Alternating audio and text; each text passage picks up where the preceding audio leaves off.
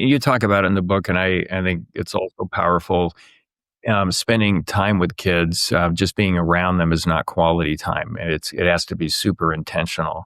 So yeah, if you could kind of go through that, how do you set up these board meetings, and how do you recommend doing it? And yeah, Yeah, I mean it's a very simple process. I just started to spend these quote unquote board meetings, these private days with each of my children every quarter, every 90 days. Every 90 days we would have this one-on-one time to reunite and look forward to the next 90 days, connect. And really, there's only three principles to them. The first thing, besides scheduling it, which is probably the thing that makes so many entrepreneur parents fail, they don't schedule it like they do their most important appointments. I schedule it with my children. And then I've got three guiding principles. The first one is one-on-one. When I'm with one of our children on one of these special days, their best friend's not invited, their siblings not invited, my wife's not invited. It's just us, one-on-one. And that one-to-one principle, Lee, gets so overlooked. I can't even begin to tell you how big of I don't like the word hack, but what an incredible principle that is overlooked for achieving a great relationship with your kids. And that's the first one. okay. And I'm assuming there's a giant difference in that individual relationship, as opposed to just, hey, we're all together as a family. That's not the same thing as the one-on-one. Like what have you noticed is the difference? And once you started doing it, how long did it take to start to really see the change? Was it Right away? That's the thing where so many people will report back to us and go, it was almost like slowing down time. We're so busy with so many things around us, other people around us. Like, I came from a big Irish family. We could have, I got like 40 cousins on my mom's side. So you have these big family gatherings, and that's great. But the real intimate opening up, it comes on one time. What 13-year-old wants to talk about puberty in front of their little brother and sister? No thanks, right? or other deeper things. And so I think it happens right away. There's this noticing of this deeper connection because it doesn't happen that often. We don't realize how little it happens until we start to schedule it. And there's the other thing that really couples with the success of this, Lee, is the second principle, which is intermittent tech fasting. I set at least a 4-hour limit, minimum. I mean, with these days that I plan with my kids, they plan it. I go all in. We've done anything all over the board of things for that day. But the biggest thing that I learned years and years ago is I would turn my phone off. This might be on a Wednesday morning where I've planned 4 hours with my son or daughter, and people go, "Oh, how do you do that with your businesses?" Well, if the world blows up in 4 hours, or my business does, I haven't done a very good job running my business. And when you turn off your phone, again, it puts the magnifying glass on the relationship in the moment in a very positive way that we don't realize we've lost. We don't realize how much we pick up the phone or we get interrupted by a text or a Facebook thread or such. So planning one-on-one time and turning your phone off, whether it's your phone or your teen's phone, both, no electronics are invited on one of our, Father Days, board meeting, whatever you want to call it. And that has also been a game changer, because when you stop the interruptions, it gives people the comfort and the relaxation to actually open up and really enjoy themselves or talk about tough things they need to talk about. Yeah, why do you think they're so resistant to turn off the electronics? I mean, I get the kids, they want to stay connected. It can be kind of addictive, but for parents and business owners, I have to, for large chunks of every day, turn mine on complete do not disturb, or I can't get anything done. It's crazy. There could be multiple texts coming in literally every minute, and I feel like I'm on this rapid response desk, to respond to everybody. But Yeah. why do you think that is? Why do you think it's so difficult? There was a huge badge of honor in lots of businesses where an entrepreneur, or professional could say, "Oh, I'm available 24/7. Reach me anytime." It's almost like a badge of honor. And so it's kind of distorted why at least a lot of entrepreneurs who go into their own business that went into it in the first place. I'm going to create my own schedule. I'm going to create freedom to be there. And then all of a sudden they buy into this. No, I need to be available 24/7. And what we've tried to reverse from working with thousands of families now and having some very clear results, there are, you have to have times of complete and total unavailability to connect with your deepest relationships. And as you just mentioned, Lee, to get some of your deepest work done. And so, unavailability, turning off your phone, your laptop, your email notifications for a period of time like this, 4 hours with your child, is irreplaceable. And if you allowed interruptions each time through that, it it will not have it the potency it could otherwise. Yeah.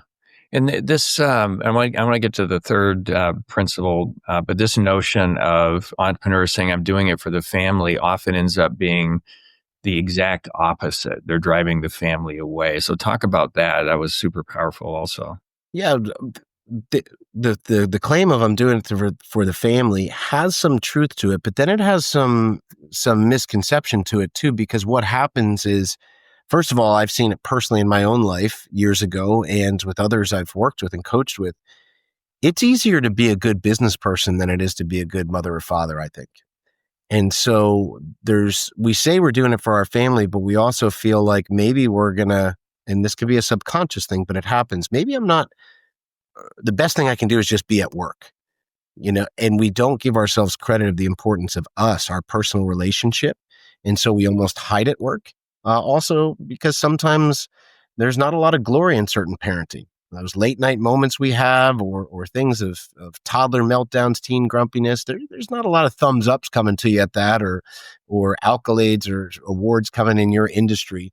So we say we're doing it for the family, but we avoid some of the nitty gritty, the real work, and that's not a good thing. And I think that we have to remember too. There is a great business concept called delegation. Oh man, How thank do you spell that? How do you spell that? Should I write that down? dele- yeah. I mean, we got to delegate. I mean, you and I probably, if we're from our talk before, if you and I were actually managing our podcast schedule and that, I mean, I had to have mine taken away from me, Lee, because I'd schedule 3 podcasts in the same hour. And so, you delegate certain things to make a better result. However, the art of delegation has been abused by a lot of successful people in their home life.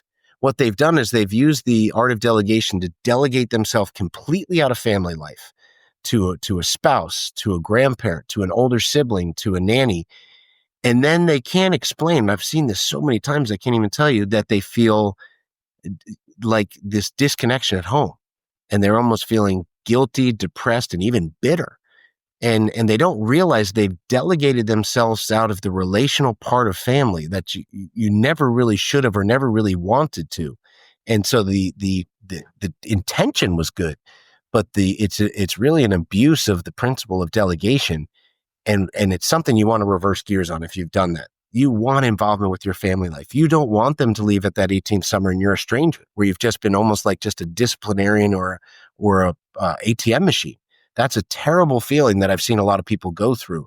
And the good news is there's ways to avoid that. Yeah. Yeah. The simple hack that I like to use is when we have a business, I've started 8 from scratch, we create value and we want to grow that over time, grow it responsibly. Yeah, Families can intentionally create value too. And exactly. and you have to be just as intentional about that. And those connections are really important to making it happen. So 100% agree. And then go through the third principle, the child-led activities.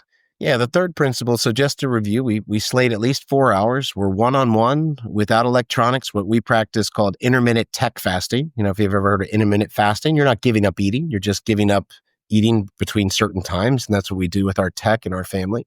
And we save that third thing, where the third principle is about letting them plan the day. You go all in and what they want to do. And there's a chance almost every time for some deeper communication. And what I've found is, doing something fun of their choice, going all in without the distraction, one on one, it tees you up, Lee, for two very important things. And that is for the opportunity to give your son or daughter a genuine compliment or a sincere apology. And these are, working again with several families. These are two things that can be lacking. There's very sad moments where we think we've paid a really clear compliment to our children, something for them to appreciate and to want to live up to more, or, recognizing their talents or gifts, and we've never given it, or we thought we've given it. And this is a clear, very, very, uninterrupted environment where you can give that. They'll hear it, they'll receive it, and it can open up incredible conversation. The other thing, which is, I think, even a deeper fundamental value to instill in your family life, is that apology, that sincere apology. There's something that I saw happen, especially during COVID, Lee, which is called entrepreneurial immunity or business immunity. We're short, we don't keep promises, we're irritable, and we give ourselves immunity.